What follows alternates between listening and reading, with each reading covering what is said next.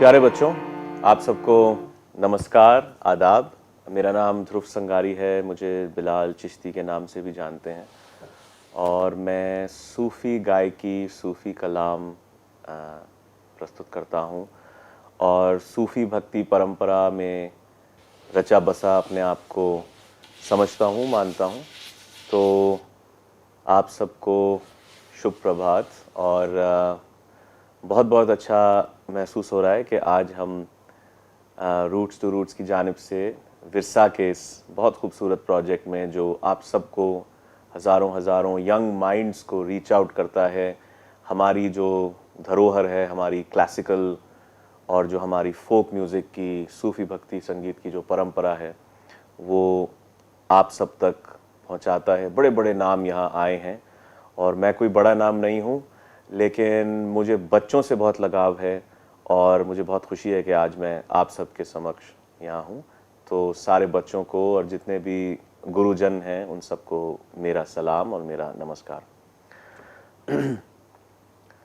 तो आप सब लोग mostly 6th to 9th grade के बच्चे हैं, तो मुझे मालूम नहीं आप में से कितनों ने सूफ़ी संगीत के बारे में सुना या सूफ़ी संगीत को आप जानते हैं। लेकिन सूफ़ी संगीत अपने आप में कोई बहुत मिस्टीरियस चीज़ नहीं है। सूफ़ीज़ अपने आप को मिस्टिक्स कहते हैं, यानी वो लोग जो एक ऐसी चीज़ को तलाश कर रहे हैं, एक ऐसी खूबसूरत अंदरूनी एक एनर्जी को, एक अंदरूनी एक रास्ते को वो लोग ढूंढ रहे हैं, जो रास्ता उनको खुद से इस यूनिवर्स, इस कॉस्मोस, ये सृष्टि, ये ब्रह्मांड जो है, यानी जो डिवाइन जो रचयिता है, यानी जिसे हम भगवान कहें, अल्लाह कहें, नारायण कहें, परम गुरु कहें, उससे कनेक्ट करती है हमें। एक बहुत मशहूर ग्रीक फ़लसफ़ेकार ने कहा है, to know the self is to know the divine, यानी खुद को जानना ऐसा है जैसे भगवान को जानना। इसी परंपरा में एक अरबी प्रथा भी है जो सूफ़ी भक्ति परंपरा में इस्लाम धर्म के ज़रिए से आती है। तो उसमें कहावत है, मन अरफ़ा नफ्सहू फ़क़द अरफ़ा रब्बाहू। ये एक जो प्रॉफिट है इस्लाम के, उनकी सेइंग है कि जो खुद को जान लेता है वो खुदा को जान लेता है, भगवान को जान लेता है। तो यही जो एक तलाश और तजस्सुस और यही जो एक जज्बा है, यही जो एक जर्नी है, एक अंदरूनी जर्नी, वो सूफिज़म, तसव्वुफ़, भक्ति कहलाती है, मिस्टिसिज्म कहलाती है। और हमारे यहाँ साउथ एशिया में सूफिज़म काफ़ी पहले से है और सूफ़ी म्यूज़िक जो है इसका एक अभिन्न जो है अंग रहा है।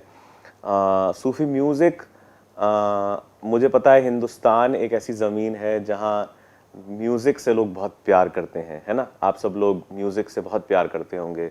हमारे यहाँ बचपन से ही हर चीज़ में म्यूज़िक शामिल रहता है। जब बच्चे छोटे होते हैं, पैदा होते हैं, तो लोग शुगल मनाते हैं, खुशी मनाते हैं, उसका म्यूज़िक। और ज़िंदगी के आखिरी पल बीत जाने के बाद भी म्यूज़िक। और हर चीज़ के अंदर एक छुपी हुई एक नॉलेज है, एक छुपा हुआ ज्ञान भी है। और यही जो छुपा हुआ ज्ञान जो है, हिडन सिम्बॉलिज़म्स, ये सूफ़ी म्यूज़िक में बहुत ज़्यादा ये अंदाज़ प्रचलित है और इसको आरिफाना कलाम भी कहा जाता है। ऐसी चीज़ जो सिर्फ़ वो समझते हैं जो सूफ़ीज़म, सूफ़ी परंपरा से इतनी गहराई से जुड़े हुए हैं कि उन्हें ये बातें समझ आने लग जाती हैं अपने आप। तो थोड़ा सा मैं आपको सूफ़ी संगीत के हिस्ट्री के बारे में बताता हूँ और हम थोड़ा म्यूज़िक सुनाएंगे भी आपको और गाएंगे भी, तो बोर ना होइएगा, हमारे साथ रहिएगा आप सब बच्चों। तो जैसा कि मैंने आपको बताया कि मेरा नाम ध्रुव संगारी है, मुझे बिलाल चिश्ती के नाम से भी जाना जाता है और सूफ़ी संगीत में गाता हूँ। तो अब ये सूफ़ी संगीत क्या है? तो सूफ़ी संगीत, सबसे पहले तो संगीत तो एक ऐसी चीज़ है जो बड़ी सुंदर चीज़ है। इसको हम नाद ब्रह्म कहते हैं। नाद ब्रह्म यानी वो नाद, वो साउंड, वो ऐसा साउंड जिससे इस यूनिवर्स का, ब्रह्मा जी ने सृष्टि को, ब्रह्मांड को रचा, तो ये नाद ब्रह्म जो है ये वहाँ से उससे उपजा ये पूरा संसार, ये सृष्टि। तो हज़रत अमीर खुसरो के बारे में आप लोगों ने पढ़ा होगा, आप उनके बारे में पढ़ेंगे। तो हज़रत अमीर खुसरो संगीत की जो आमद है उसको किस तरीके से बताते हैं कि कैसे म्यूज़िक ओरिजिनेट किया। तो वो उन्होंने बहुत सारे टेक्स्ट्स, उन्होंने लिटरेचर, बहुत सारे रिसाले, बहुत सारे लिटरेचर उन्होंने लिखा। और एक स्टाइल है लिखने का जिसको हम कहते हैं खमसा, यानी 5। तो उसके अंदर 5 अलग अलग चीज़ें मौजूद हैं। तो उनमें से एक कहानी में उन्होंने कहा कि जिस दिन जिन्हें हम मनु कहते हैं, या जिन्हें अरबिक में आदम कहा जाता है, द फर्स्ट ह्यूमन बीइंग, तो जिस दिन पहले जो इंसान जिनको रचा गया, जिनके जिस्म में, जिनके बदन में आत्मा को फूंका जाना था, तो वो जब आत्मा अंदर जाने लगी तो वो डर गई। उसने कहा कि ये, हे भगवान, हे प्रभु, ये कैसी चीज़ है, आप कहाँ मुझे भेज रहे हैं, आप मुझे अपने से दूर कर रहे हैं, मुझे दूर मत कीजिए अपने से। तो उसके बाद जो गंधर्व थे, जो फरिश्ते थे, उन्होंने बहुत सुंदर गाना गाया, और वो गाना सुन के वो आत्मा, वो रूह इतनी खुश हुई कि वो खुशी खुशी उस बदन में चली गई। और इस तरीके से आदम को, या नर को, या मनु को, या जो फर्स्ट ह्यूमन था, उसे गाना मिला, और वो धरती पे आया और वो गाने लगा, उसने गाना गाया। तो इसलिए गाना बड़ी ताकतवर चीज़ है। और सूफियों ने हमेशा अपने जो उनका जो मैसेज है, इंसानियत का जो उपदेश था, उनका मोहब्बत का, इश्क का, उसको हमेशा उन्होंने संगीत के माध्यम से उसका प्रचार किया। तो अब जो पहले इंडिया में जिस तरीके से म्यूज़िक गाया जाता था, तो एकदम टॉप पे कलावंत होते थे, पंडित, उस्ताद बड़े बड़े, और उसके बाद नीचे म्यूजिशियंस होते थे जो अलग अलग किस्म के साज़ों को, इंस्ट्रूमेंट्स को गा के, बजा के उनका साथ देते, उनकी संगत करते। और एक दूसरी दुनिया थी फोक संगीत की, यानी लोक पद्धति की, जहाँ हर त्योहार पे, हर फेस्टिवल पे अलग अलग गीत गाए जाते, और उनको गाने वाले लोगों के ऑर्गेनाइज्ड अलग अलग अपनी सोसाइटीज़ होती, और उन लोगों को बाद में हम मीरासी भी कहने लगे, जो लोग बाद में कि वो इस मीरास को, इस हेरिटेज, इस धरोहर को उन्होंने संभाला। और बाद में जब इस्लामिक कल्चर का यहाँ सम्मिश्रण हुआ हमारी संस्कृति में, तो घराना सिस्टम, यानी संगीत के घराने, अलग अलग घराने बने। और दिल्ली घराना, जो हज़रत अमीर खुसरो जिनका मैंने अभी जिक्र किया, वो उन्होंने, उनके स्टूडेंट्स ने, उनके शागिर्दों ने उसको स्टार्ट किया, दिल्ली घराने को। तो काफ़ी सारा जो सूफ़ी संगीत और इवन क्लासिकल संगीत जो हमारे यहाँ है, वो हज़रत अमीर खुसरो के टाइम से है, जैसे ख़याल पद्धति, और उससे पहले ध्रुपद धम्मार पद्धति थी, अभी भी है। और कर्नाटक संगीत अपनी जगह अलग था और अभी भी है। पर नॉर्थ इंडिया में जो है हमारे यहाँ ख़याल पद्धति, और इसके अलावा कई दूसरे फॉर्म्स म्यूज़िक के, जैसे गज़ल, कव्वाली, और बहुत सारे और भिन्न भिन्न फॉर्म्स जो हैं डेवलप हुए। तो अब जो कव्वाली जो थी इनमें से, वो सूफ़ी संगीत का माध्यम बनी। और कहा जाता है कि अजमेर के जो बहुत मशहूर एक सूफ़ी हैं, ख्वाजा मोइनुद्दीन चिश्ती, वो हिंदुस्तान के अंदर कव्वाली उन्होंने लेके आए। और वहाँ जो राजस्थान के लोकल जो म्यूज़िशंस थे, और कुछ म्यूज़िशंस जो सेंट्रल एशिया से आते थे, उन लोगों ने वहाँ कव्वाली गाना शुरू किया। मगर हज़रत अमीर खुसरो के दौर में आके कव्वाली अपने एकदम, जैसे कहते हैं कि अपने पिनिकल पे, ऐसी जगह पहुंची जो एक अपने आप में वो एक कंप्लीट म्यूज़िक का फॉर्म बनने लगी। और साथ ही साथ कई अलग अलग किस्म के, भिन्न भिन्न किस्म के एक्सपेरिमेंट्स करके हज़रत अमीर खुसरो ने इसको बनाया। तो कहा जाता है कि कव्वाली में जो जो अलग अलग पद्धतियाँ म्यूज़िक की शामिल हैं, पहली बात, एक तो वो है गीति पद गायन, ध्रुपद धम्मार, फिर गज़ल, भजन, कीर्तन एक तरफ, और साथ ही साथ गीत। इसके अलावा कई सेंट्रल एशिया के, पर्शिया, अरेबिया के फॉर्म्स भी, जिस तरीके से नक्शगुल, फरोदस्त, ज़िलफ़, इस तरीके के कई जो अलग अलग तरीके के फॉर्म्स थे, सोज़, मर्सिया, ये भी फॉर्म्स, सारे अलग अलग फॉर्म्स कव्वाली के अंदर शामिल होते हैं। तो कव्वाली का जो रजिस्टर है बहुत बड़ा कैनवस है, और कई लोगों ने कव्वाली को जो पाश्चात्य सभ्यता का, वेस्टर्न म्यूज़िक का, जैज़ म्यूज़िक जो है बहुत मशहूर, उससे उसको कंपेयर किया है, क्योंकि कव्वाली में रूल्स होते हैं मगर उन रूल्स को ब्रेक भी किया जा सकता है। जैसे आप लोगों ने राग विद्या के बारे में कई एपिसोड्स में सुना होगा यहाँ पे, कि जो अलग अलग राग हैं आप उस राग से बाहर नहीं जा सकते। तो कव्वाली के अंदर आपको ये इजाज़त होती है कि आप राग को, जो कविता है, जो पोइट्री, जो शायरी है, उसको, कलाम को भी आप बदल सकते हैं, उसमें दूसरी चीज़ों को ला सकते हैं। आप एक से दूसरे के अंदर से अंदर से अंदर, जैसे एक मछली है ना, एक नदी से दूसरी नदी से, एक पोखर से, तालाब से, नदी से समुद्र में चली जाती है, उसी तरीके से जो है कव्वाली में भी आप एक चीज़ से दूसरी चीज़ से दूसरी चीज़ से दूसरी चीज़ में बड़े आसानी से जा सकते हैं, लेकिन बशर्ते ये कि आप वापस उसी पे आएँ जब आप।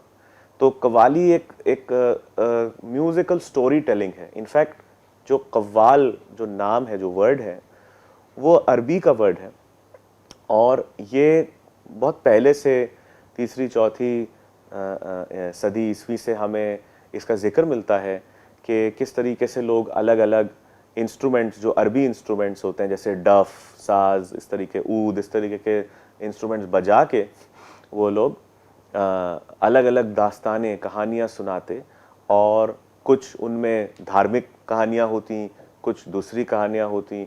तो एक म्यूज़िकल स्टोरी टेलर जो है कव्वाल, वो बना। बाद में सेंट्रल एशिया में एक ऐसा दौर आया जब सूफ़ी म्यूज़िक, यानी समा जिसे कहते हैं, समा का मतलब होता है एक म्यूज़िकल साउंड। तो समा जब उसके रूल्स बनने लगे, उसके रिचुअल्स बनने लगे, तो काफ़ी सारे सूफ़ी संतों की बानी और शायरी भी इसमें शामिल होने लगी, और अलग अलग किस्म का सूफ़ी म्यूज़िक रूप लेने लगा। तो इंडिया में जिस तरीके से, कभी आप लोगों में से किसी ने वर्लिंग दरविश के बारे में सुना होगा, कि वो लंबी टोपी पहन के और ऐसी स्कर्ट पहन के वो यूं रक्स करते हैं, गोल गोल गोल गोल। तो वो टर्की का सूफ़ी म्यूज़िक है, सूफ़ी डांस है। और हमारे उसी तरीके से हमारे इंडिया के अंदर जो है कव्वाली बहुत मशहूर एक सूफ़ी म्यूज़िक का जॉनर बना। तो अब कव्वाली यकीनन बाहर से इंडिया के अंदर आई, लेकिन वो सिर्फ इंडिया में ही अब गाई जाती है, इंडिया, पाकिस्तान, इंडियन सब कॉन्टिनेंट में ही गाई जाती है। और इसकी ये खूबी है कि ये सूफ़ी म्यूज़िक का सबसे बड़ा एग्जाम्पल है हमारे सब कॉन्टिनेंट में, ठीक। तो अब कव्वाली के क्या क्या कंपोनेंट्स हैं, जैसा मैंने कहा, राग बहुत इम्पॉर्टेंट है, क्योंकि आप लोग शायद जानते होंगे बच्चों कि राग जो है वो दिन के अलग अलग पहरों में, वक्तों में गाया जाता है ना। हर राग के अपने अपने असरार होते हैं, हर राग की अपनी अपनी पहचान होती है, राइट। तो मेरे गुरुजी मुझसे कहते थे कि राग एक इंसान की तरह होता है, उसको समझने में पूरी ज़िंदगी लग जाती है, राग इतनी बड़ी चीज़ होती है ना। तो इसलिए जैसे आप लोग एक दूसरे से दोस्तियां करते हैं, तो धीरे धीरे धीरे धीरे आपको समझ आता है कि जो दूसरा इंसान है उसके क्या क्या अलग अलग कैरेक्टरिस्टिक्स हैं, और वो आपको समझता है। तो जिस तरीके से म्यूज़िक को हम समझते हैं, म्यूज़िक भी हमें समझता है, जिस तरीके से म्यूज़िक को हम गाते हैं वो हमें गाता है ना। तो इसीलिए राग की अलग अलग पहचान होती है, और राग के अलग अलग इफ़ेक्ट्स होते हैं। कुछ राग रात को गाए जाते हैं, कुछ राग दिन को गाए जाते हैं, कुछ सुबह, कुछ दोपहर में, कुछ शाम में, राइट। तो आप लोगों ने पहले जो गुरुजनों से यहाँ सुना होगा, वो राग के अलग अलग प्रकार, उनके टाइम्स के बारे में सुना होगा। तो जो पुराने जो कव्वाल थे, वो रागों पे अपनी कॉम्पोजिशंस, जो धुनें होती थी, जो मेलोडीज़ होती थी, जैसे आज बॉलीवुड में हम देखते हैं कि बड़े बड़े कंपोजर्स मेलोडीज़ बनाते हैं, तो अक्सर वो वेस्टर्न स्केल्स पे मेलोडीज बनाते हैं। कॉर्ड्स, आपने ये वर्ड सुना होगा कि फला कॉर्ड और ये कॉर्ड और मेजर कॉर्ड, माइनर कॉर्ड। तो पहले म्यूजिक जो बनता था वो राग पे बनता था कि ये राग जो है, जैसे राग तोड़ी या राग खम्माज या राग यमन, इस तरीके के रागों पे म्यूजिक जो कव्वाली का या सूफी म्यूजिक भी था वो उसी के ऊपर कंपोज होता। और उसी से फिर जो है वो आगे बढ़ता। और सूफी ये मानते थे कि रागों के आप पे अलग अलग इफेक्ट्स हो सकते हैं, तो अलग अलग पोएम्स जो थी वो अलग अलग धुनों में गाई जाती। अब मैं आपको एक छोटा सा एग्जाम्पल देता हूँ कि एक बड़ी सुंदर कहानी है कि उस्ताद तानरस खान जो थे वो ख्वाजा निज़ामुद्दीन औलिया इधर दिल्ली में उनके श्राइन पे गए और उन्होंने कहा कि मैंने कुछ कंपोज किया है, मैं गाना चाहता हूँ, आप मुझे इजाज़त दें। तो वहाँ जो वहाँ के जो उस जगह के देखरेख करने वाले थे, उन्होंने कहा कि यहाँ पे सिर्फ जो है कव्वाली गाने वाले ही गाते हैं। तो तानरस खान जी ने कहा कि मैं कुछ पेश करूँगा, अगर आपको अच्छा नहीं लगे तो आप मुझे उठा देना यहाँ से, ठीक। तो उन्होंने राग मियाँ की तोड़ी में ये कॉम्पोजिशन उन्होंने वहाँ पे पेश करी। तो ये एक अच्छा एग्जाम्पल है कि कव्वाली के अंदर भी ख्याल गायकी की प्रथा है और अलग अलग तालों में, जैसे 3 ताल आपने सुना होगा, 16 मात्रे, और जो राग मियाँ की तोड़ी है और वो एक माइनर स्केल का राग है, उसमें रे गा कोमल होती है, मा उसमें तीव्र होता है, नी उसमें शुद्ध होती है और ध उसमें कोमल होता है। तो ये राग जो है एक संजीदा, एक सीरियस राग है काफ़ी। इसमें जो रस हैं अलग अलग, उसमें बिरहा का रस भी है, यानी बिछड़ने और मिलने की मुराद, मिलने की तमन्ना होने का रस। तो ये जो राग है, इसमें उन्होंने ख्वाजा निज़ामुद्दीन औलिया के लिए, जो जिनको अपना गुरु मानते थे वो, उनके लिए उन्होंने ये कॉम्पोजिशन उसको गाया। तो सूफ़ी म्यूज़िक शुरू में कैसा था, शायद थोड़ा इससे हमें अंदाज़ा लग सकता है कि किस तरीके से जो कव्वाल थे वो ऐसी बंदिशें भी दरगाहों पे गाया करते थे।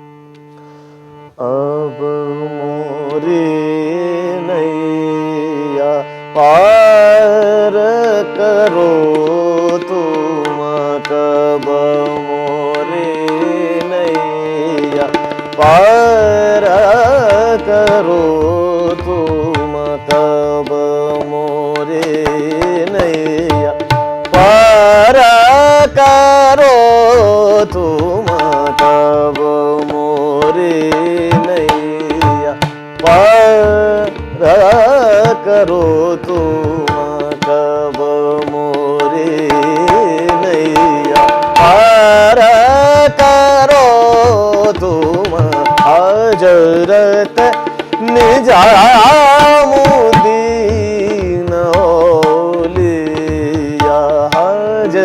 रतन जामुदीन औलिया तब मोरे नैया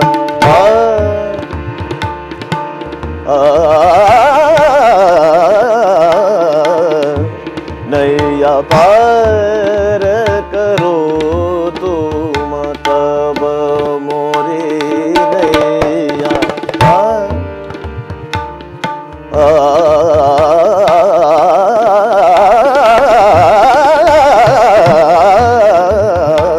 नैया नैया तब मोरे नैया पार करो तुम। अब देखिए कि नॉर्मली जब ख्याल मध्यलय में गाया जाता है यानी मीडियम बीट पे तो उसकी स्पीड ज़्यादा तेज़ नहीं होती, लेकिन खुसरवी ख्याल जिसे हम कहते हैं यानी वो ख्याल जो कवाली में गाया जाता है उसमें जो अस्थाई अब हमने ऐसे गाई, अंतरा जो है उसमें थोड़ा एकदम थोड़ा अलग उसका स्पीड और अलग उसका जो चलन हो जाता है।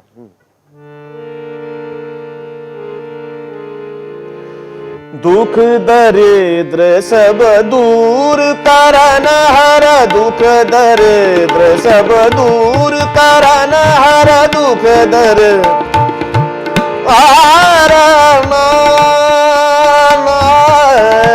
सब दूर दूर सब दूर करन हर दुख दरिद्र सब दूर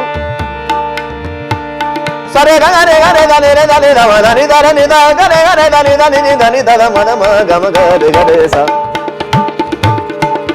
सरे रे गा ग म म द ध नि नि द स नि द म द नि द स नि द म द नि दूर करन हर दुख दरिद्र सब दूर तन रस खान की लीनो खबरिया गंज शकर के लाड़ लड़ैया मोरे नैया पार करोगे अब मोरे नैया पार करो तुम अब मोरे नैया अब मोरे नैया मोरे नैया पार करो तुम।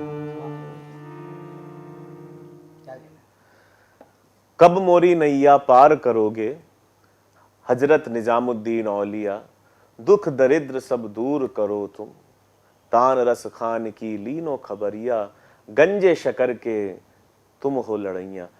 तो ये अब देखिए आप लोग सोच रहे होंगे कि ये तो कव्वाली है, इसमें हम सिर्फ उर्दू में क्यों नहीं गाते। दरअसल जो इंडिया में जो कल्चर है वो एक जैसे हम कहते हैं गंगा जमुनी तहजीब से बना है। एक बड़ी सुंदर मिसाल है जिसे हम कहते हैं मजमा उल बहरैन पर्शियन में, यानी अलग अलग नदियों का मिश्रण।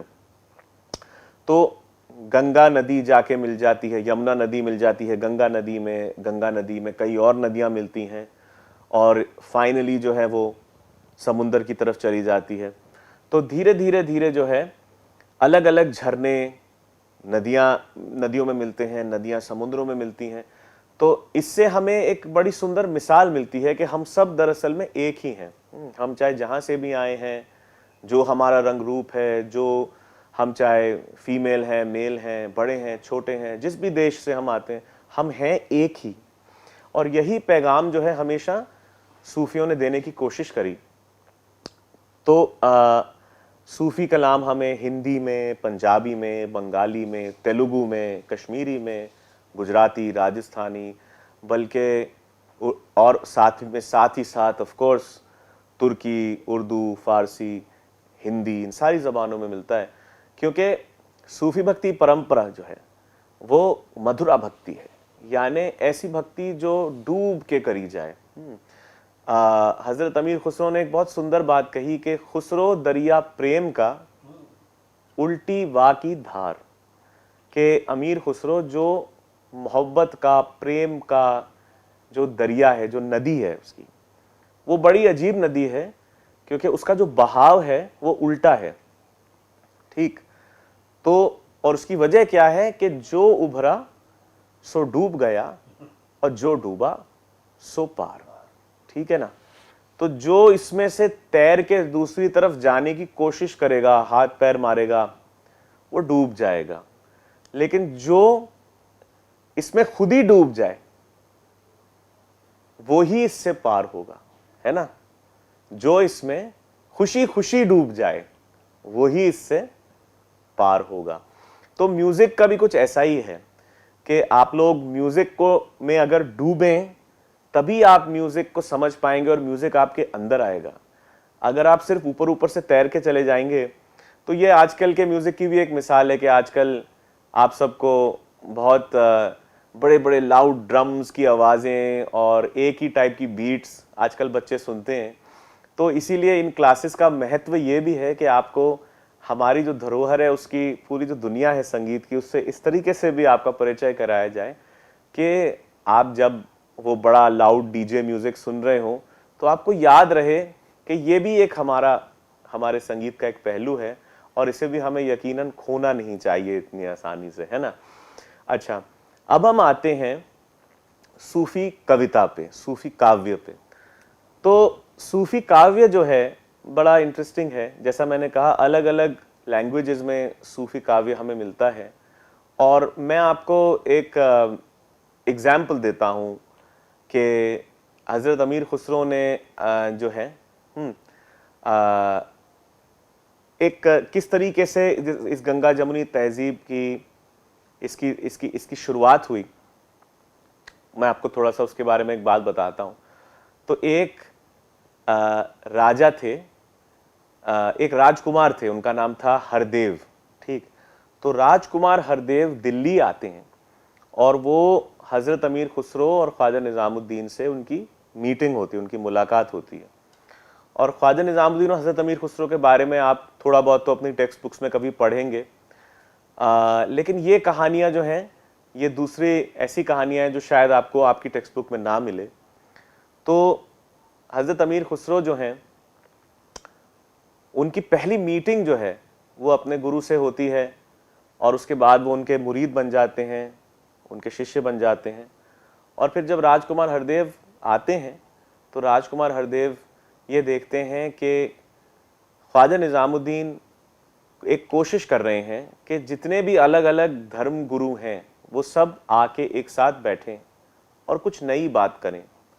तो एक दिन वो एक जंगल से गुजर रहे होते हैं, जंगल के बाद एक खेत आता है और वो आसपास पहाड़ियाँ होती हैं और वो खेत वहाँ होता है और वहाँ एक कुआं होता है और उस कुएं में से एक आदमी जो है पानी निकाल रहा होता है। और वो किसान जो है पानी निकालते निकालते, जैसे हम कहते हैं ना कि दम लगा के हईशा, तो वो कह रहा होता है कि 12 लइयो राम मनइयो, 12 लइयो राम मनइयो, 12 लइयो राम मनइयो। अब इसका मतलब जो है कुछ यूं है कि बरसात आए और भगवान राम अगर खुश हो जाए तो बरसात आ जाए, और बरसात आ जाए तो मेरी फसलें जो हैं लहलहाने लगेंगी।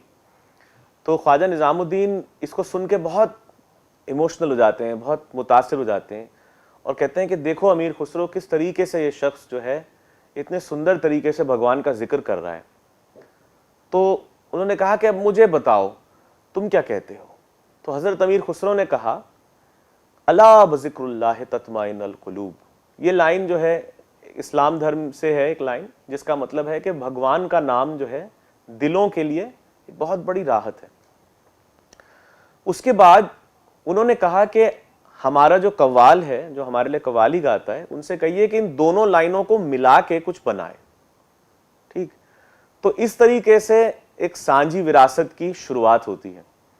अमीर खुसरो ने फिर कहा कि मैं मोहब्बत के धर्म को मानता हूं और मैं किसी दूसरे धर्म को नहीं मानता, क्योंकि धर्म अक्सर हमें बांटने की बात करते हैं और प्यार हमें जोड़ने की बात करता है।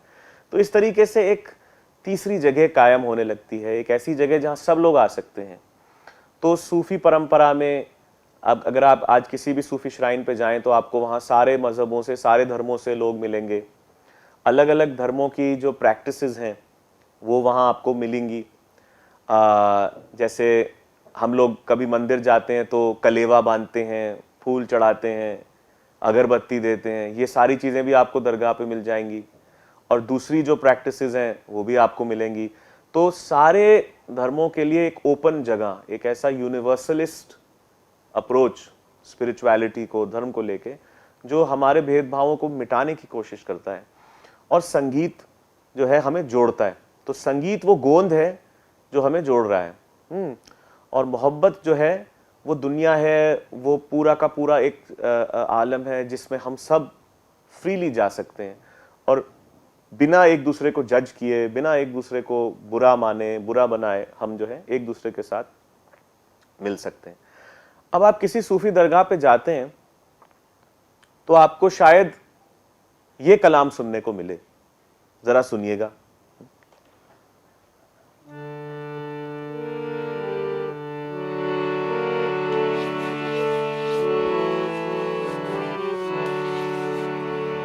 मन कुन तो मौला, हे मन कुन तो मौला, हे मन कुन तो मौला, फाज़ालियुन मौला, फाज़ालियुन मौला, दर दिले दरदानी दानी, दारा दिले दर दिले दर दानी, दारा दिले दर दानी दानी दानी दारा,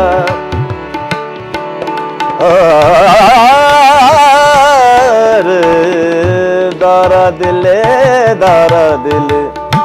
दरदानी, हम तुम ताना ना ना ना ताना ना ना रे, हम तुम ताना ना ना ना ताना ना ना रे, या लाली या लाली या ला या लाले,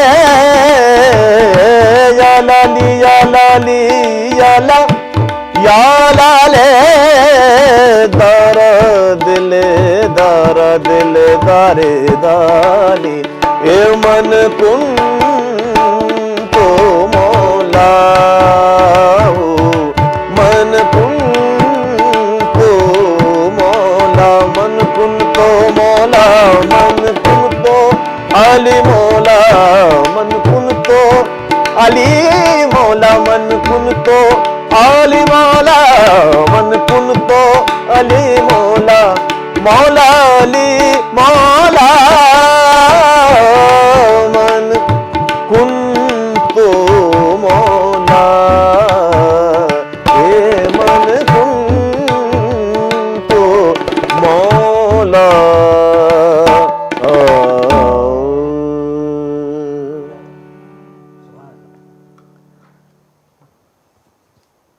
तो कहा जाता है कि ये कलाम शायद सबसे पुरानी कवालियों में से है।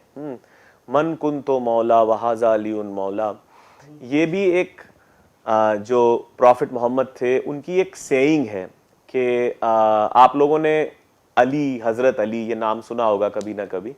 तो हज़रत अली जो हैं वो शख्स हैं जो प्रॉफिट के बहुत अजीज़ थे और सारे सूफ़ी जो हैं उनको अपना गुरु मानते हैं। ये कहा जाता है कि उनको गैबी इल्म यानी हिडन नॉलेज, जिस इल्म की मैं पहले बात कर रहा था कि खुद को जानने में वो बहुत सक्षम थे, तो उन्होंने जिस तरीके से हम देखते हैं कि भगवान कृष्ण ने भागवत गीत के ज़रिए, है ना, अर्जुन को बहुत सारा ज्ञान उन्होंने दिया और उनके ज़रिए से हम सबको बहुत सारा ज्ञान मिलता है। तो उसी तरीके से हज़रत अली ने अपने जो स्टूडेंट्स थे उनको बहुत सारी उन्होंने नॉलेज दी सूफीज़म के बारे में, और यानी अंदरूनी एक इनर नॉलेज के बारे में, जो बाद में जाके सूफीज़म कहलाई जाने लगी। ठीक, तो प्रॉफिट मोहम्मद साहब ये कह रहे हैं इस सेइंग में कि जो मुझे अपना मौला यानी अपना लीडर, अपना गुरु, अपना यानी जैसे अपना जो वो मानता है, अपना गुरु मानता है, अपना लीडर मानता है, वो ये समझे कि हज़रत अली भी उनके गुरु हैं, लीडर हैं। तो अब ये एक बहुत इंपॉर्टेंट सेइंग है सूफीज के लिए, क्योंकि सूफीज जैसा मैंने कहा कि प्रॉफिट मोहम्मद के बाद जो है वो हज़रत अली को बहुत इंपॉर्टेंस देते हैं, तो ये लाइन जो है ये अस्थाई बन जाती है, ठीक, यानी पहला वाला एक स्टैंजा गाने का। अब जो अंतरा है उसके अंदर हम देख रहे हैं कि एक तराना कि या लाली या लाली या ला, है ना, दारा दिले दारा दिले। अब जो है दारा दिले दारे दानी या लाली या लाली या ला, हम तोम ता ना ना ना ना, इन चीजों का कोई ऑब्वियस मीनिंग तो नहीं है, लेकिन तराना जिसको साउथ में तिल्लाना भी कहते हैं, वो बड़ी इंटरेस्टिंग एक चीज है, क्योंकि साउथ में तिल्लाना जो है एक इन्वोकेशन मानी जाती है भगवान को। तो जब हम कोई भरतनाट्यम का रिसाइटल वो गाते हैं, शुरू करते हैं, या वो कोई कर्नाटक म्यूजिक वो गाते हैं, तो उससे पहले एक इन्वोकेशन जिसको कि हम हमद कहते हैं, और जिसको कि एक गुरु वंदना कहा जाता है, वंदना एक किस्म की, वो है ना, जिसे श्री गणेश कहते हैं, जैसे हम बिस्मिल्लाह कहते हैं। इस तरीके से जब चीज़ें कोई शुरू करते हैं तो चीज़ें शुरू करने से पहले भगवान का नाम लिया जाता है। तो तिल्लाना उस तरीके से वहाँ गाया जाता है, और तिल्लाना में ये खूबी होती है कि अलग अलग तरीके के सिलेबल्स को, जैसे आपने शिव मत से कुछ ले लिया, जिस तरीके से ओम अनंत हरि नारायण, तो इसको आप इसके अलग अलग कॉम्बिनेशंस बना के नोम तोम हर इस तरीके से आप गाएंगे, तो उसको हम तिल्लाना कहेंगे। अब यही चीज जब हजरत अमीर खुसरो जो थे, वो अलाउद्दीन खिलजी जो एक किंग थे मेडिवल इंडिया के, अर्ली मेडिवल इंडिया के सल्तनत पीरियड के, उनके साथ वो साउथ इंडिया में गए, और विजयनगर जो एक किंगडम था, तो विजयनगर किंगडम जहां राजकुमार हरदेव, जिनकी मैंने पहले बात करी, जहां से वो थे, उस किंगडम को एनेक्स करने के बाद हजरत अमीर खुसरो वहाँ पे अलग अलग लोगों से मिलते रहे। तो एक बहुत फेमस म्यूजिक के बड़े प्रकांड एक कलावंत थे, जिनका नाम था पंडित गोपाल नायक। अब पंडित गोपाल नायक और हजरत अमीर खुसरो में एक दोस्ती हो गई। पहले तो उन्होंने छुप छुप के सुनते रहते थे, फिर बाद में गोपाल नायक जी से उनकी दोस्ती हुई, तो फिर उन्होंने उनसे बहुत सारा म्यूजिक सीखा। और जब वो वापस आए दिल्ली, तो उन्होंने उस सीख को, उस नॉलेज को, जो राग विद्या थी, उसको उन्होंने अपने जो पर्शियन म्यूजिक था उसमें ढालने की कोशिश करी। तो यूं हुआ कि जो उसका जो ढांचा था, जो ग्रामर थी उस म्यूजिक की, यानी अस्थाई, अंतरा, संचारी, आभोग, और ये आलापचारी शुरू में लेना, और जो तबला, वहाँ तो मृदंग और पखावज बजती थी। तो एक वर्ड है अरबी का तबल, जिससे तबला वर्ड बनता है। तो तबले का भी कहा जाता है कि आविष्कार हजरत अमीर खुसरो के टाइम में हुआ, कि जब एक जो डग्गा है, जिसे दुग्गड़ भी कहते हैं, जो आप देख रहे हैं कि साथ में हमारे जो तबला नवाज हैं, उनके पास आप देख रहे हैं कि लेफ्ट में एक ड्रम है, उसको बायां या दुग्गड़ कहते हैं या डग्गा कहते हैं, और दायां जो है, जो राइट हैंड का ड्रम है, ये ड्रम जो है, अच्छा, इसके अंदर स्याही लगी हुई है। ये जो स्याही है, इससे उसकी टोनैलिटी बनती है, यानी साउंड का जो वाइब्रेशन है, या साउंड का जो सस्टेन्ड एक एको आता है, जैसे आप अगर इसको छेड़ेंगे तो वो टंग करके जो साउंड है, उसकी जो मिठास है, वो इससे बन रही है। तो ये एक बहुत ही, और ये स्किन का है, वुड का है, वो मेटल का है। तो ये आज का जो तबला है, पुराने तबले थोड़े अलग होते थे इससे, लेकिन तबला बेसिकली बैठ के बजाने के लिए था। और ये साथ ही साथ और भी इंस्ट्रूमेंट्स थे उस टाइम के, जैसे सितार, सारंगी, ये चीज़ें। आज हम हारमोनियम यूज़ करते हैं। हारमोनियम जो इंस्ट्रूमेंट है, ये इसकी बड़ी इंटरेस्टिंग हिस्ट्री है, शायद आप में से कुछ को पता होगा कि ये अकॉर्डियन जो चीज़ होती है एक, जो गले में डाल के ऐसे इस तरीके से बजाया जाता है। तो ये पोर्चुगीज़ और डच जब इंडिया में थे, फ्रेंच, पोर्चुगीज़, डच, ब्रिटिश, यानी आज से करीब 150-200 साल पहले, तो उनके साथ ये हारमोनियम आता है। तो इसमें इधर से हवा जो है, यहाँ वैल्व है इसका, मतलब ये इसका एक, यहाँ से हवा अंदर जाती है, और यहाँ पे दूसरी तरफ जो है इसके ये लगे हुए हैं, आप देखिए, ये इस तरीके से, ये अलग अलग इसके वैल्व्स हैं। तो इनको बंद करने और खोलने से जो है हवा का कंट्रोल होता है, और जो रीड है इसके यहाँ वो रीड उठ जाती है, और जब हम चाबी से इसको बजाते हैं तो साउंड निकलता है। तो ये भी एक्चुअली एक विंड इंस्ट्रूमेंट है, यानी हवा के जरिए चलाया जाने वाला एक यंत्र है। ठीक, तो लेकिन ये दरअसल में पाश्चात्य सभ्यता से आया है। वायलिन, ऐसे कई इंस्ट्रूमेंट्स जो आप क्लासिकल म्यूजिक में भी हम बजाते हैं, इंडियन क्लासिकल म्यूजिक में, वो पाश्चात्य सभ्यता से हमारे पास आए हैं। तो हमारी जो सोच है, गायकी है, गाना, ये कॉन्स्टेंटली इवॉल्व होता है। कोई भी कल्चर कभी अकेले रह के नहीं बनता है ना, अलग अलग चीज़ों के समावेश से बनता है, संगम से बनता है। तो सारा कल्चर समागम और संगम और समावेश से बनता है। कभी भी आइसोलेशन में, अकेलेपन में कोई कल्चर नहीं पनप सकता। तो इसीलिए जो है जो हम कहते हैं यूनिटी इन डाइवर्सिटी, वो इतना सुंदर कॉन्सेप्ट इसीलिए है क्योंकि हम सब एक हैं, लेकिन हम सब भिन्न भिन्न भी हैं, और हमारे भिन्नता में ही हमारी सुंदरता भी है। क्योंकि अगर हम सब एक होंगे तो बड़ा बोरिंग हो जाएगा ना। तो हम सब की शक्लें भी अगर एक हो, आवाज़ भी एक हो, हाइट भी एक हो, वेट भी एक हो, बोरिंग हो जाएगा ना। एक ही खाना हो, तो ये सारा जो हम करते हैं, खाना पीना, गाना बजाना, पहनना, बोलना, सीखना, ये सारी चीज़ें अलग अलग अलग जगहों से हमारे पास आई, और हमारी सुंदरता यही है। तो इसीलिए ये म्यूज़िक भी जो है इसी चीज़ का एक बहुत सुंदर इसका मुजाहिरा है कि क्या गंगा जमुनी तहजीब, मिली जुली तहजीब हमारी जो है वो दरअसल में है।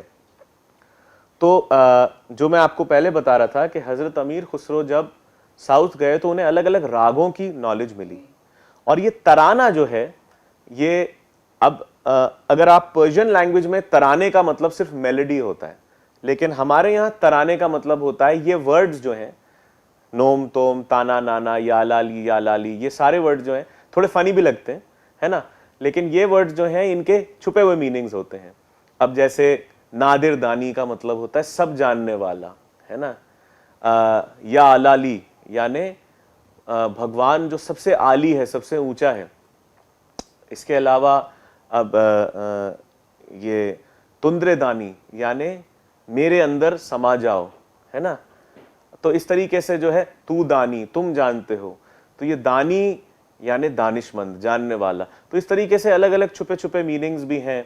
और यही ये तराना जो है, तो ये जो अभी हमने आपके लिए गाया, इसको हम कौल तराना कहेंगे।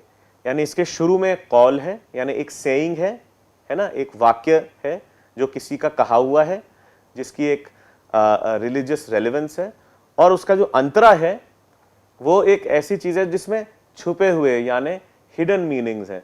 तो ये सूफी म्यूज़िक की शुरुआत इसी तरीके के कलाम से होती है ना। तो अब जो है मैं लास्ट में आपको मैं बताना चाहूँगा, उसके बाद हम कुछ सवाल जवाब भी करेंगे। आप लोगों के पास कुछ सवाल होंगे, मेरे पास कुछ जवाब होंगे। तो आप लोगों में से कितनों ने ये वाला सॉन्ग सुना है, दमादम मस्त कलंदर? सुना तो होगा, मस्त कलंदर, दमादम मस्त कलंदर, है ना। अरे वाह वाह वाह, क्या बात है, बच्चे हाथ उठा रहे हैं। चलिए, तो आप लोग ये गाना चाहेंगे मेरे साथ? आप लोग ये मेरे साथ गाएंगे तो फिर मैं आपको इसकी स्टोरी बताऊंगा। हाँ, तो चलिए आइए इसको मिलके गाते हैं, ठीक है। चलो इसको मिलके गाते हैं, मजा आएगा।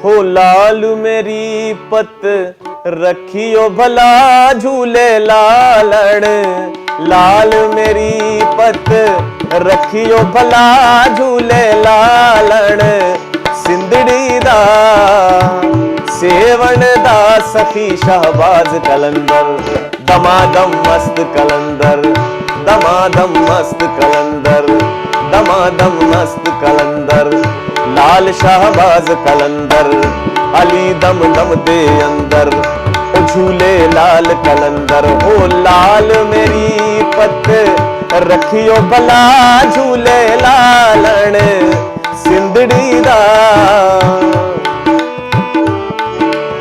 ओ दमादम मस्त कलंदर, दमादम गाओ, दमादम मस्त कलंदर, दमादम मस्त कलंदर, झूले लाल कलंदर, हुसैनी लाल कलंदर, सखी लजपाल कलंदर। ओ लाल मेरी, ओ लाल मेरी।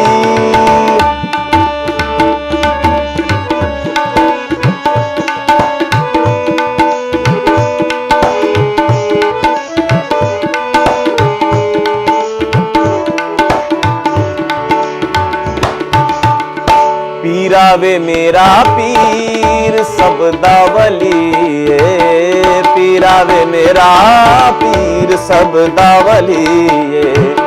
लक़ब असदुल्ला है, नामे अली है, नामे अली।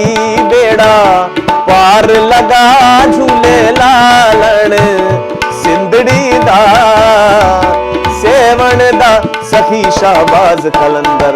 दमादम मस्त कलंदर, दमादम मस्त कलंदर, दमादम मस्त कलंदर।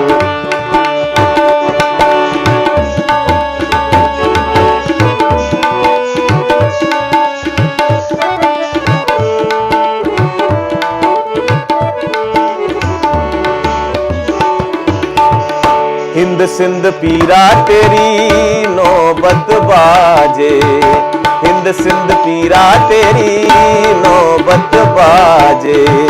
नाल बजे घड़े याल भला, झूले लालण अरियो हो, झूले लालण अरियो हो, झूले लालण। नाल बजे घड़ियाल भला, झूले लालण। सिंधड़ी दा सेवण दा, सिंधड़ी दा सेवण दा सखी शाहबाज कलंदर। दमादम मस्त कलंदर, ओ दमादम मस्त कलंदर, दमादम मस्त कलंदर। लाल शाहबाज कलंदर, ओ झूले लाल कलंदर, ओ झूले झूले झूले में झूले लाल कलंदर। झूले झूले में झूले लाल कलंदर, झूले झूले में झूले लाल कलंदर। दमादम मस्त कलंदर, दमादम मस्त कलंदर, दमादम मस्त कलंदर।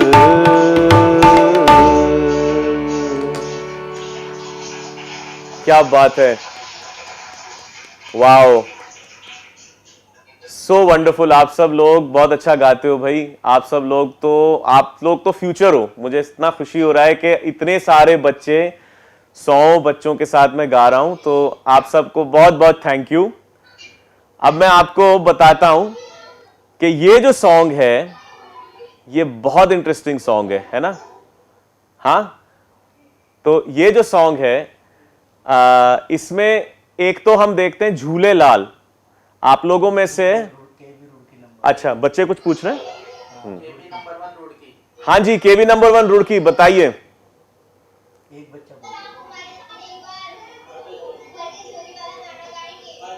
भर दे झोली।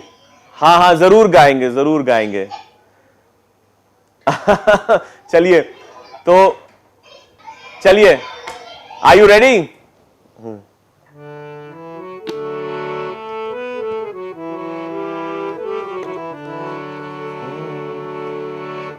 भर दो झोली मेरी या मोहम्मद, भर दो झोली मेरी या मोहम्मद।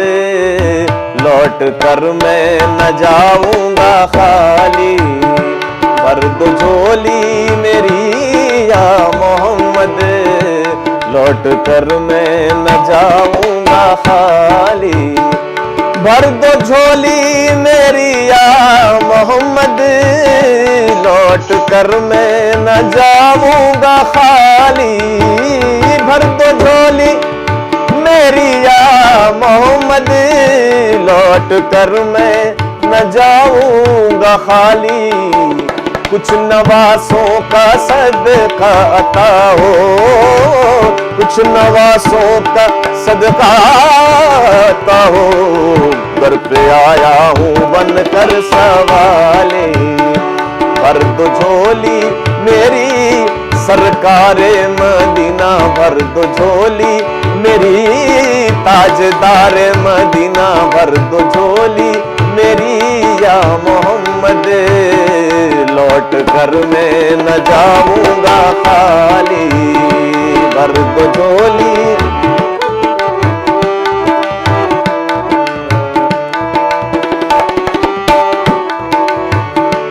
भर दो झोली मेरी या मोहम्मद, लौट कर मैं न जाऊंगा खाली, भर दो झोली मेरी या मोहम्मद, लौट कर मैं न जाऊंगा खाली, लौट कर मैं न जाऊंगा खाली, कुछ नवासों का सदका अता हो, कुछ नवासों का सदका अता हो, दर पे आया हूँ बनकर सवाली, भर दो झोली मेरी या मोहम्मद, लौट कर मैं न जाऊंगा खाली, लौट कर मैं न जाऊंगा खाली हो, लौट कर मैं न जाऊंगा खाली।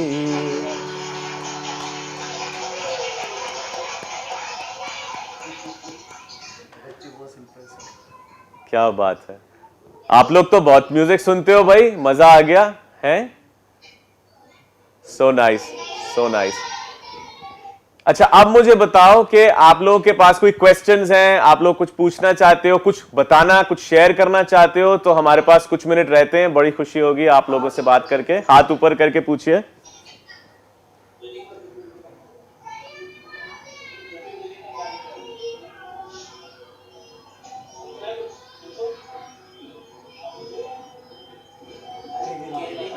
केवी नंबर 1 रुड़की, हाँ जी।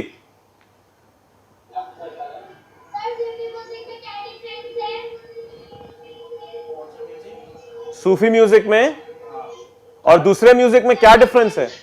अच्छा, बहुत अच्छा सवाल है कि सूफी म्यूजिक में और दूसरे म्यूजिक में क्या डिफरेंस है। एक्चुअली देखिए, जैसा मैं पहले कह रहा था, म्यूजिक तो यूनिवर्सल लैंग्वेज है ना। लोग एक दूसरे की बातें नहीं समझते, लेकिन म्यूजिक से सब प्यार करते हैं। मगर सूफी म्यूजिक जो है उसमें दो खास डिफरेंसेस हैं। पहली बात तो जैसे अभी आप लोगों ने, मैंने दमादम मस्कलंदर गाया, हाँ, तो फिर आप लोगों ने कहा कि भर दो झोली गा दीजिए सर, ठीक। अब इसका मतलब है कि आप भले ही डिफरेंस ना समझो, लेकिन आप समझ जाओगे सुन के कि सूफी म्यूजिक है और ये दूसरा म्यूजिक है ना। कि आप कोई म्यूजिक सुनोगे तो आपको पता चलेगा कि ये सूफी म्यूजिक है और सूफी म्यूजिक नहीं है। अब उसका मतलब क्या है? ये है कि इसमें हम अपने से किसी बड़ी चीज से जुड़ने की बात कर रहे हैं। हम ये कह रहे हैं कि हम एक दूसरे से प्यार करते हैं और हम अपने से एक बड़ी चीज से जुड़ने की बात करो। सूफी जो परंपरा, जो सूफी शायरी है, सूफी पोएट्री है ना, जो कविता है गाने के अंदर, वो हमेशा भक्ति भाव में रहती है। यानी वो प्रभु की, ईश्वर की आराधना की बात करती है और इंसानियत से मोहब्बत की बात करती है, ठीक। तो इसलिए सूफी म्यूजिक बहुत लुभावना होता है। अगर आप जैसे मैं कहीं फ्रांस में या जर्मनी में या अमेरिका में अगर प्रोग्राम करता हूं जब, तो जरूरी नहीं है कि लोग उस लैंग्वेज को समझें, लेकिन जो उसके अंदर जो भावना है, जो इमोशंस हैं, उस चीज से लोग जुड़ जाएं, उस चीज से लोग कनेक्ट करते हैं। तो नॉर्मली हम एक गाना सुनते हैं, वो गाना हमें भूल जाता है, लेकिन क्योंकि सूफी म्यूजिक जो है हमारे अंदर की, हमारी जो आत्मा है, हमारी जो रूह है, उससे बात करने की कोशिश करता है, उससे एंगेज करने की कोशिश करता है। इसीलिए वो म्यूजिक हमें गहराई तक छू जाता है ना, और वो हमेशा हमारे साथ रहता है। तो ये एक बहुत बुनियादी फर्क है सूफी म्यूजिक में और दूसरे म्यूजिक में, ठीक। अच्छा, कोई और सवाल, कोई और कुछ पूछना चाहता है?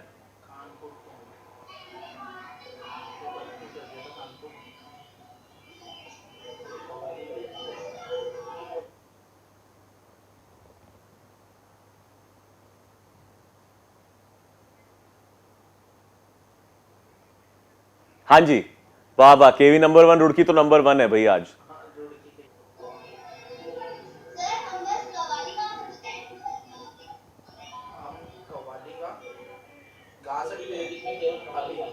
हाँ, तो अभी जो हम गा रहे थे वो सब कवालियां ही थी। जैसे हमने जो आपको सुनाया, राइट। हमने आपको सुनाया मन कुन तो मौला, फिर दमादम मस्त कलंदर, फिर आपने बोला कि भर दो झोली गाओ। तो ये सारे जो गाने हैं ये कवालियां हैं। अच्छा, कवाली में एक खासियत होती है ना, कि आपने देखा होगा लोग साथ में तालियां बजाते हैं, ड्रम्स बजते हैं, तालियां बजती हैं, लोग एक ग्रुप में गाते हैं। तो जैसे मैं गा रहा था, आप मेरे साथ गा रहे थे। तो कवाली जो है इसीलिए इतनी मजेदार है क्योंकि वो अकेले नहीं गाई जाती, वो ग्रुप में गाई जाती। अब जैसे आप लोग बैठे हैं, कोई एक गा रहा है, थोड़ी मजा आता है, सब साथ में गाते हैं तो मजा आता है ना। तो कवाली जो है साथ में मिलके गाई जाती है, इसीलिए उसमें इतना मजा आता है। ठीक, तो कवाली है ही एक ग्रुप फॉर्म। और ये कवाली में और दूसरे गानों में फर्क है। जैसे आपने बॉलीवुड के गाने सुनेंगे, उसमें नॉर्मली एक ही सिंगर गाता है ना। मगर जब कवाली हम गाते हैं तो 4 5 6 लोग मिलके गाते हैं, राइट। जैसे अभी आप मेरे साथ गा रहे थे। तो ये एक बहुत मजेदार एक कवाली का पार्ट है कि वो सबके साथ में एक मंडली बना के, एक पार्टी बना के, ग्रुप बना के गाई जाती है। और बहुत सारी कवालियां भी फेमस हुई हैं। पुरानी फिल्मों में एक फिल्म आई थी अमर अकबर एंथनी, उसमें एक कवाली बड़ी फेमस हुई थी, पर्दा है ना। और आप लोगों में सुनी होगी। फिर उसके बाद आज अभी AR रहमान साहब की जो कवाली है ख्वाजा मेरे ख्वाजा, वो भी बहुत फेमस हुई है ना। तो इस तरीके से ये कवालियां बॉलीवुड में भी हमें मिलती हैं क्योंकि कवाली मीडियम ही ऐसा है जो सबको बहुत लुभावना लगता है और सब उससे एकदम प्यार कर बैठते हैं, है ना। कानपुर कैंट पूछ रहे थे। जी जी, कानपुर कैंट। कानपुर कैंट, हाँ जी कानपुर कैंट, आप अपना सवाल पूछिए।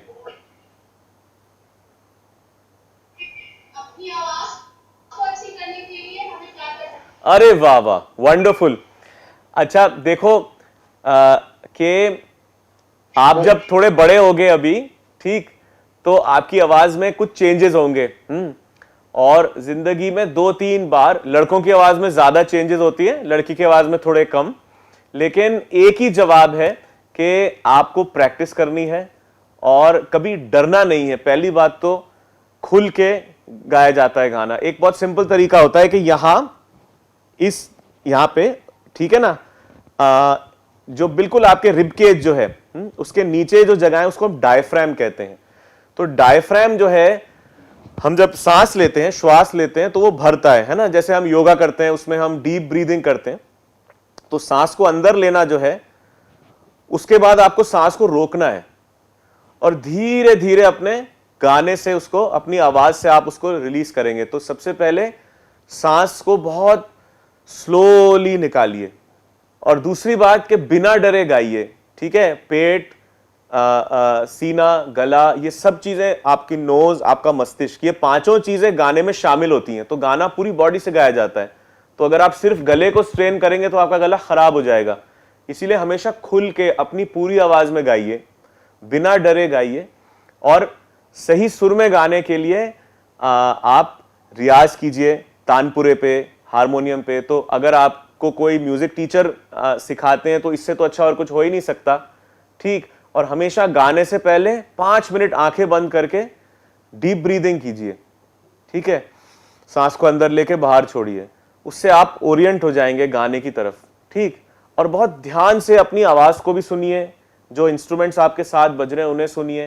तो धीरे धीरे आपकी आवाज में मिठास पैदा होगी, ठीक। और बहुत साल लगते हैं बेटा, एक दिन का काम नहीं है, बहुत साल, 7 8 10 साल प्रैक्टिस करने के बाद लोग, है ना, सिंगर बनते हैं। तो अगर आप सिंगर बनना चाहती हैं तो मेहनत कीजिए और म्यूजिक सीख के गाइए, इससे अच्छा कुछ नहीं हो सकता।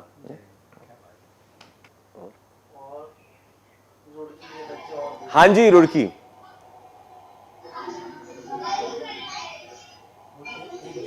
आपकी आवाज अगर हम कवाली गाना गाएंगे तो अपनी आवाज कैसे ऊंची करेंगे? ऊंची कैसे करनी है आवाज, रियाज? हाँ, तो जैसा मैं अभी कानपुर को बता रहा था बेटा, कि एक तो आप सीधे बैठ के अपने डायफ्राम से गाइए, ठीक है, सिर्फ गले से नहीं, पेट से आवाज निकाल के फिर उसको गले से बाहर निकालिए, पहली बात। दूसरी बात, गाना जो है सीख के गाना चाहिए। और ऊंचे सुर में गाने के लिए एक सीक्रेट आपको बताता हूं, आप जितना नीचे गाओगे, जितना नीचे प्रैक्टिस करोगे, उतना ही आप ऊपर गा पाओगे। तो जितना आप नीचे की आवाज को स्ट्रॉन्ग करोगे, उतना ही आप ऊपर की आवाज में उतना ही खुल के आप गा पाओगे, है ना। अगर आप सिर्फ गले से चिल्लाओगे तो गला बैठ जाएगा, खराब हो जाएगा। इसीलिए जो गाने का सही तरीका है, सही पोस्चर, उसमें बैठ के आप गाओ। और जब आप अपनी आवाज को शुरू में गाओ तो एकदम से ऊपर नहीं गाना, पहले नीचे गाओ, फिर अपने आप आवाज ऊपर खुलेगी, है ना। ठीक है सर, वाइंड अप कर सकते हैं हम। ठीक है, चलिए, तो अब हमारा टाइम भी खत्म हो गया है। तो मैं आप सबको बहुत बहुत बेस्ट विशेस और शुक्रिया करना चाहता हूं सब गुरुजनों का और आप सब बच्चों का। आप सबको मेरा नमस्ते, मेरा आदाब, और आप सबको बेस्ट विशेस कि आप लोग हर वो चीज बने जिंदगी में जो आप बनना चाहते हैं। And thank you very much. Virsa program की भी कभी बोल दीजिए। और बच्चों, ये जो विरसा की सीरीज है, ये विरसा का मतलब मैं आपको बताऊं, विरसा का मतलब होता है विरासत, है ना। तो ये हमारा जो हिंदुस्तानी कल्चर है, हमारी जो तहजीब है, हमारा म्यूजिक है, ये हमारी विरासत है। तो इसीलिए हमेशा अपनी विरासत, अपने जो धरोहर है, इन कलाओं से जुड़े रहिए, वरना ये खत्म हो जाएंगी। फिर आने वाली सदियों को हम कुछ नहीं बता पाएंगे कि कैसा हमारा म्यूजिक था, कैसा हमारा कल्चर था। तो मैं बहुत बहुत शुक्रिया अदा करता हूं कि विरसा जो ये प्रोजेक्ट है, इन्होंने बहुत सुंदर काम किया है। और आप सब बच्चे ये सीरीज देखते रहिए और इससे ज्ञान बटोरते रहिए, और होपफुली आप सब मिलके हमारे कल्चर को आगे लेके जाएंगे। Right? Okay, thank you my children, बहुत बहुत शुक्रिया आप सबका। बाय।